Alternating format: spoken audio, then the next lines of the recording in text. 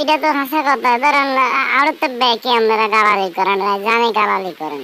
আমি কি খেলতাম আইতাম নি? আমি খেলা এনে হয়েছে আরে খেলার মধ্যে রাহে আর বেতন গুলো মনে করেন এই যে যারা আছে বিসিবিতে এরা সবাই আর বেতনটা ভাগ করে লই যায়।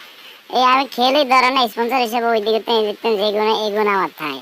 তো আমি আমার আপনারা গাইলেন খামাকা খামাকা গালাগালি শুনি এ আর কি কোন এবার ধরেন আর কি কথা কইতাম আপনার কথা কইতাম ধরেন আপনার মতো হোগা মারা প্লেয়ার ধরেন যেমন খেলেন ইয়েতে আপনার কি আসলে লজ্জা শরম কিছু নাই?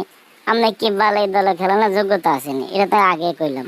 আপনি আপনার মুখ কোন, আপনি নিজেই কোন যে আসলে আপনি কি দলে পারফেক্ট কিনা কোনছেন, আপনি নিজেই কোন একবার। না না না ভাই, এটা আমি আপনাদের আসলে এটা তো আমি আপনাদের আগে কইছি। দেখেন আমি এই যে আপনাদের খেলার এই দলে বাংলাদেশের যে দলে এই দলের আর যোগ্যতা কি আমার ছেলে তো ভালো ভালো ব্যাটসম্যান হয়ে গেছে। আর নির্বাচক আমার আনে যে সুযোগ দিয়েছে